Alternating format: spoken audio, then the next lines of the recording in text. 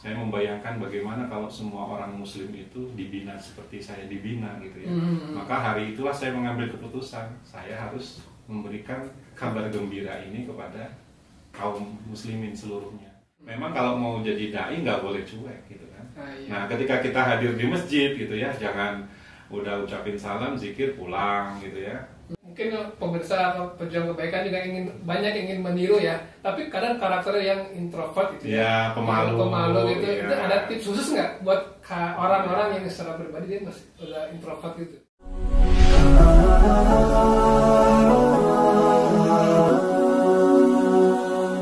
Ini satu hal yang menarik ya, tadi Antum bilang meng-coach beberapa karyawan ya, dan ini banyak yang menyatakan keberhasilannya.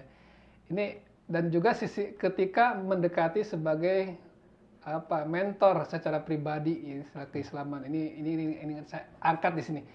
Sejak kapan ya Antum tertarik untuk meng-coach seorang coach yang tapi dari sisi dua sisi ya, dari sisi keprofesional perusahaan dan dari sisi kepribadian muslim. Karena Antum sebagai coach dan sebagai ustadz juga ini gitu. Ini sejak kapan Antum tertarik dan mulai melakukan kegiatan seperti itu, Ustaz? Pada tahun 2000 saya didekati oleh seorang ustadz untuk mengikuti pembinaan. Nah, itulah hari di mana saya sangat bersyukur sekali kepada Allah atas kok saya yang dipilih gitu untuk dibina sama beliau. 2000 gitu ya. Ya.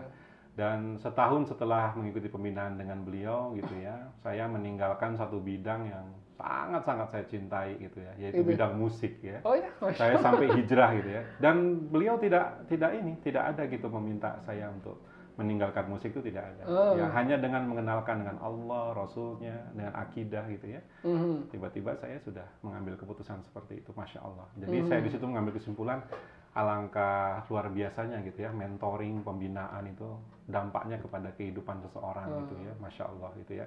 Dan juga secara umum gitu saya mendapatkan jati diri saya sebagai seorang muslim sejati, saya harus bagaimana gitu ya. Saya membayangkan bagaimana kalau semua orang muslim itu dibina seperti saya dibina gitu ya. Maka hari itulah saya mengambil keputusan, saya harus memberikan kabar gembira ini kepada kaum muslimin seluruhnya gitu ya. Jadi saya agak heran gitu kalau ada orang yang sudah merasakan kenikmatan dari pembinaan itu, tarbiyah, dari dakwah itu dia merasakan gitu ya, perkembangan dia. Lalu ketika ketemu dengan orang, dia tidak menularkan ini gitu. Agak aneh gitu rasanya, kok ini untuk diri sendiri gitu ya. Kenapa kok nggak berbagi dengan yang lain gitu ya. Itu sudah jadi coach itu saat itu tahun 2000 tuh? Sudah bekerja untuk sebuah perusahaan konsultan. Jadi saya bergabung perusahaan konsultan yang pendirinya itu pernah ngambil MBA di Kanada. Dia Chinese gitu ya. Dia juga mu'alaf gitu ya. Dia waktu menikah dengan seorang muslimah, dia masuk Islam gitu, seperti itu. Nah, saya bergabung dengan dia. Jadi dunia coaching itu belajar dari dia. Sudah mulai. Seperti itu. Tapi saya pertama kali ya kenal dengan dakwah dulu sebelum dunia coaching itu, seperti itu. Tapi kalau akar pelatihan kayak pengembangan SDM dan lain-lain, sebetulnya tuh saya sudah dapat dari sejak tahun 96. Ya, saya pernah berjualan produk dulu sebagai seorang salesman gitu ya. Nah, dari situ sebetulnya dunia pelatihan itu saya sudah mengenal gitu. Jadi sudah mulai melatih orang dan ketika itu baru mengenal dengan dunia dakwah ya. Iya, seperti itu. Jadi sudah berkutat dengan dunia training sebetulnya. Jadi sejak tahun 96 itu sudah berkutat di situ. Sebenarnya. Ini yang ingin saya pengen tahu ya, bagaimana tuh pendekatan ke mentor ya, ke orang-orang mentor itu secara, karena saya tuh Antum salah satu murabi yang sangat bersemangat nih sama ini. Semangat menarik orang, semangat juga membina orang, dan termasuk yang paling telaten ya Anda lihatnya. Amin, nah, itu amin. Gimana nih tips-tipsnya mendekati orang untuk membawakan ke dunia tarbiyah ya. Itu ada tips-tips yang bisa dibagikan? Iya, sebetulnya disinilah pentingnya kita menerapkan apa yang mungkin dibahas dalam materi dakwah itu adalah seni berinteraksi ya. Nah, itu sebetulnya. Jadi gini, ketika kita di perusahaan gitu ya, semua orang-orang yang ada di sana, di klien saya itu, ya semua itu kan calon-calon ini kita semua. Berarti kita memang harus menunjukkan keteladanan yang baik di situ. Murah senyum kan, selalu nanya duluan gitu kan, kemudian peduli dengan apa yang terjadi pada mereka. Jadi kita memang kalau mau jadi dai nggak boleh cuek gitu kan. Iya. Nah ketika kita hadir di masjid gitu ya, jangan udah ucapin salam, zikir pulang gitu ya, zikir pulang. Sudah 6 bulan, 12 bulan kita beribadah di suatu masjid, tinggal di situ misalkan ya. Tidak ada orang yang kita kenal sama sekali gitu ya. Nah ini adalah hal yang kalau bagi saya ya penghamburan sumber daya menurut saya. Tidak efektif ya. Iya, kita tuh sebagai seorang muslim kalau kita memang memutuskan untuk menjadi dai ya, dimanapun kita berada, kalau bisa ada orang-orang yang bisa nempel dengan kita gitu. Maksudnya menjadi sahabat, menjadi teman gitu ya. Jadi kalau udah selesai sholat ya kita kenalan gitu ya. Hari ini kita kenalan sama Pak Budi. Ya, udah dapat satu, besok kita kenalan lagi dengan Pak Asep, yang lain-lain gitu ya. Dalam waktu 1 tahun kita kenal 8 orang, 10 orang. Itu harus jadi target ya. Maksudnya kita harus jangan sampai iya gitu ya, bertahun-tahun di masjid nggak kenal siapa-siapa gitu kan. Jadi memang harus ini. Nah, nanti dari sana kan itu ada anak mudanya juga, ada kalangan orang tuanya juga ya. Dari anak mudanya itu ya barangkali kita bisa melakukan pendekatan-pendekatan untuk bisa mentarbiah mereka atau mementor mereka gitu kan, seperti itu. Jadi sebetulnya saya sangat setuju nih kalau ada kumpulan dakwah yang fokusnya ke masjid gitu kan. Karena memang masjid itu tempat yang paling strategis untuk kita bisa berinteraksi dengan kaum muslimin sih, seperti itu. Ya, cuma pribadi kitanya nih yang harus sedikit berubah menjadi lebih ekstrovert ya. Lebih jangan introvert sendiri. Lebih charming ya, lebih ceria, maksudnya lebih hangat ya, lebih hangat gitu ya kepada ini gitu ya. Ini mungkin pemirsa atau pejuang kebaikan juga banyak ingin meniru ya, tapi kadang karakternya yang introvert itu ya, pemalu gitu. Itu ada tips khusus nggak buat orang-orang yang secara pribadi dia masih udah introvert gitu? Iya, ini persoalannya pasti lebih ke self confidence ya, rasa percaya diri. Toh kita nggak melakukan suatu maksiat dan kejahatan, kenapa kita harus malu? Dakwah ini kan tugas dari Rasulullah SAW, ya, misi mulia gitu kan. Kenapa harus malu gitu kan? Bahkan mungkin harus bangga ya. Iya, bahkan ya kita ini adalah umat yang terbaik gitu kan. Harusnya malah justru dengan PD-nya gitu kan, melakukan pendekatan-pendekatan gitu ya.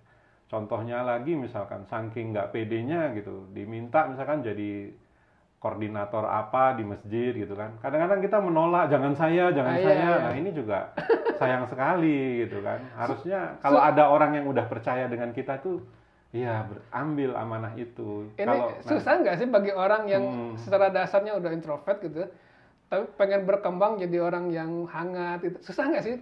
Ya, mungkin menyemangati teman-teman ini sama dengan mungkin keperubahan dari saya seorang introvert. Saya memang dulu musisi, tapi nggak pernah gitu saya ugal-ugalan di panggung, nggak pernah. Saya sangat pemalu. Ya, meskipun ya suara yang dihasilkan gitu ya dari kita manggung tuh hingar-bingar banget dahsyat, tapi saya tetap aja menjadi orang pemalu kan gitu ya. Nah, transformasi terbesar dalam hidup saya adalah ketika saya menjadi salesman.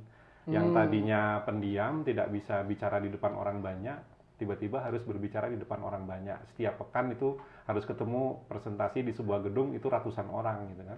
Memang akhirnya gitu kita harus memaksa diri untuk berubah gitu kan. Harus memaksa diri karena nggak bisa gitu ya, nggak bisa. Kita kalau mau dakwah itu ya harus terbuka, berani bicara, harus pede gitu ya.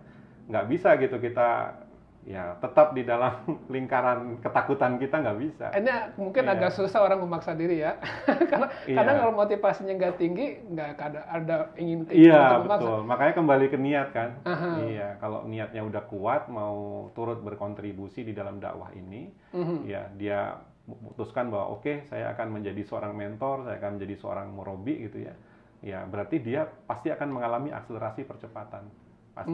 Kalau niatnya kuat. Kalau enggak ya repot. Ya. Kalau enggak berarti harus dipaksa. Harus ada orang yang memaksa ya. Iya, makanya saya sering mengatakan ya banyak diri-diri kita ini yang memang tergembok gitu, terbelenggu gitu ya di dalam mindset kita sendiri. Kita memandang bahwa orang itu ngelihat kita begini-begini, padahal itu dugaan kita saja.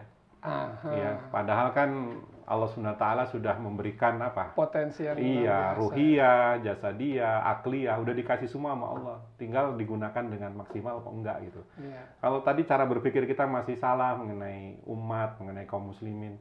Nanti kalau saya begini, apa pendapat mereka begini? Itu kan sebetulnya akliyah kita bermasalah di situ. Iya. Ya, akal kita bermasalah, mindset kalau bahasa orang sekarang itu mindsetnya bermasalah, gitu kan. Kayak misalkan gini, kita melihat calon mad'u gitu ya, wah ini kayaknya kecenderungannya dia udah ikut ormas ini berarti nggak bisa saya dekatin lagi. Itu salah kan, ya? Kita menghakimi orang gitu kan, iya. ini kayaknya nggak bisa. Itu udah salah. Kalau dulu saya di salesman belajar apa, tawarin dulu produknya. Ya. Kalau nggak mau, it's okay, nggak masalah gitu kan. Tawarin dulu konsep dakwah kita gimana, tarbiyah kita itu gimana, iya gitu. Kadang orang lihat dulu orangnya nih, ini kayaknya nggak pantas. Nggak akan beli nih, ini nggak akan beli nih kayaknya. Pakaiannya aja udah beda dengan kita. Bajunya aja sholat di masjid gambarnya tengkorak gitu kan. Wah ini nggak deh, anak pang nih kayaknya. Nggak mungkin bisa ikut dalam tarbiyah. Jangan. Jadi yang pertama boleh. Itu prinsipnya kita harus open dulu ya. Pokoknya positif aja, dia mau terima gitu ya. Ajakan kita dan kita mulai melangkah dan hilangkan rasa malu ya. Dan ingat gitu bahwa semua orang tuh butuh inspirasi Islam. Semua orang itu mencari kebahagiaan dalam kehidupannya dan hanya Islam yang bisa ngasih kebahagiaan. Iya. Kalau orang tuh tauhidnya belum tercelup oleh prinsip-prinsip Islam gitu ya, dia nggak akan menemukan kebahagiaan sejati, nggak akan bisa. Karena itu kasihan dong kita lihat orang-orang itu. Ya kan, masa kita biarkan mereka nggak menemukan kebahagiaannya? Iya. Sayang sekali ya. Gitu. Mungkin ini yang bikin berarti kita itu apa ya, pelit ya.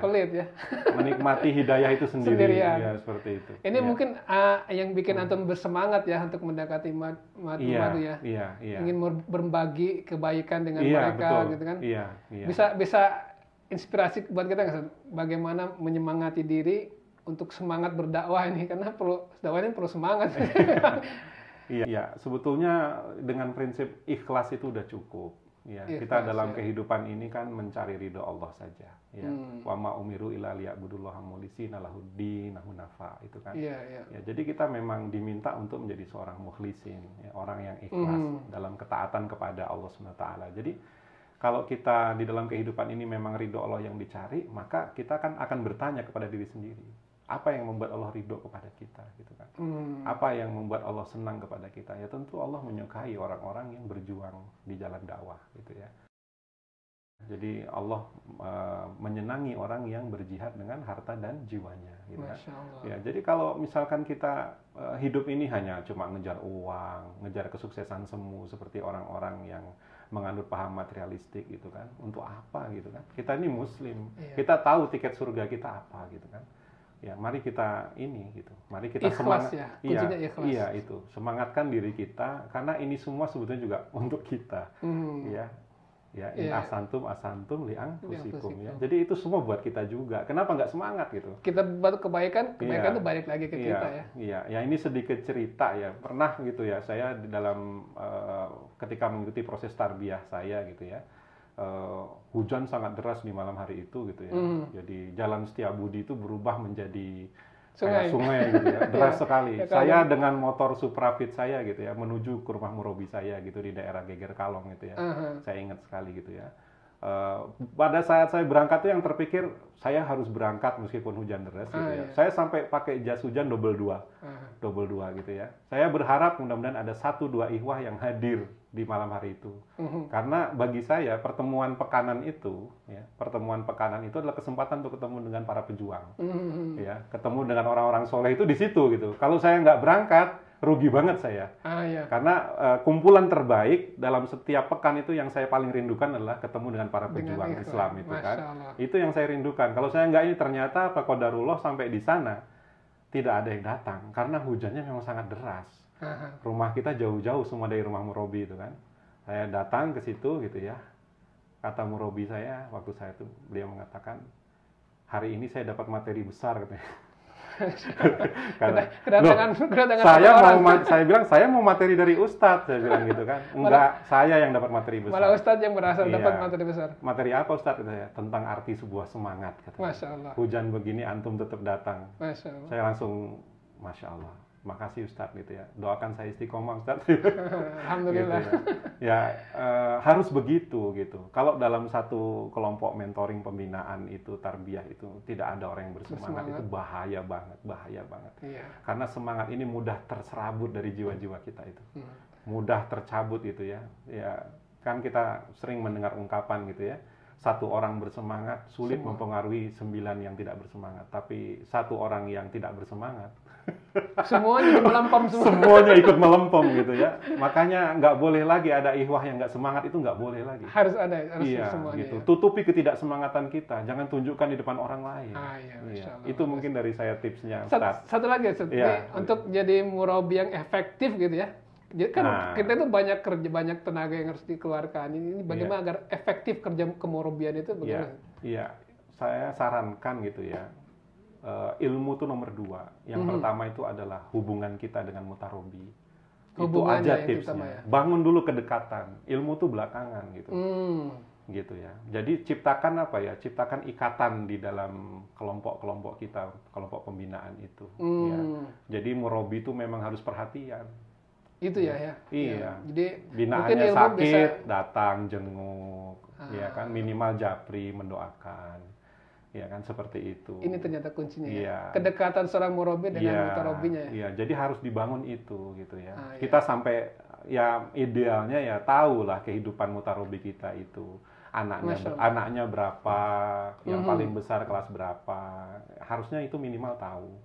Ya, kemudian rumahnya di daerah mana gitu. Kalau murabi itu mengagendakan ya, setiap pekan ini saya mau datengin mutarobi saya yang mana nih gitu kan. Nah itu insya Allah pembinaan ini akan kuat. Tapi kalau kita hanya bertemu di majelis aja, di majelis halakoh saja, di luar itu murabi tidak ada interaksi, maka tidak akan bertahan. Susah gitu. Ya? Iya. Masya Allah, luar biasa. Ini banyak manfaat buat kita nih para pejuang kebaikan. Gimana kalau kita ingin memberikan manfaat, maka pertama kita semangat ya, dengan keikhlasan kita, dan kedua ikatan rohani ya tadi, ikatan. Jadi bukan sekedar ikatan ilmu, tapi membangun kedekatan ya, kedekatan ini. Nah, mudah-mudahan kita bisa mengikuti ya jejak-jejak beliau yang membangun manfaat kebaikan bersama orang-orang lain dengan niat yang ikhlas, semangat, dan juga tadi kedekatan dengan mutarobi. Masya Allah.